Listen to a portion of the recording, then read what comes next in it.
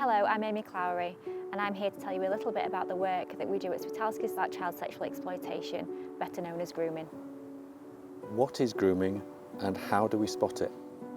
The NSPCC's definition of grooming is when someone builds a relationship, trust and emotional connection with a child or young person so that they can manipulate, exploit or abuse them. Children and young people that are groomed can be sexually abused, trafficked and exploited.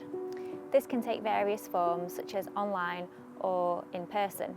If it's online, it tends to be through video games or on social media channels such as TikTok, Facebook, even WhatsApp. When it happens in person, this is usually in places where young people tend to meet, such as in parks or at parties or even at schools. We often find that the abusers will make a child feel very special and loved by giving them lots of attention and buying them gifts and even plying them with alcohol and drugs so that they are more likely to do what the abusers say. Most often, abusers will target vulnerable children who may not have had the best start in life. These children often describe how they were made to feel loved and as if they were very, very special to the abusers before they turned on them. Once the abuser knows that the child is attached to them, at that point the relationship changes. This then turns to physical threats of violence or sexual assault, perhaps to the child themselves or to members of their family or friends, and they often then exploit them by passing them around to their associates. They can also get the child involved in criminal activities. As a result of this, the child then tends to go off the rails and can often be described as chaotic. They become out of control and do everything that their abusers ask them to do.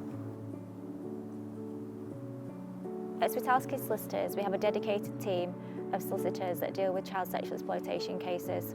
We've dealt with grooming cases for over a decade, and we were central to uncovering the abuse of young girls by Asian men in Rotherham. We've helped hundreds of women secure justice and compensation for the failings of the authorities. We've represented people throughout the country, including places such as Coventry, Bradford, Huddersfield, Dewsbury and Manchester.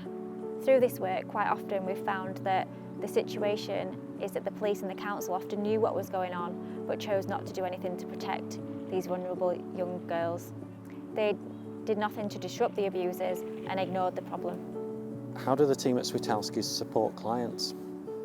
We hold our clients' hands through the whole process. It's very common that survivors of abuse, and particularly grooming cases, come forward many years later. In the cases of sexual exploitation, we quite often find that it's not until the police knock on the door many years later that survivors then realise that they suffered abuse.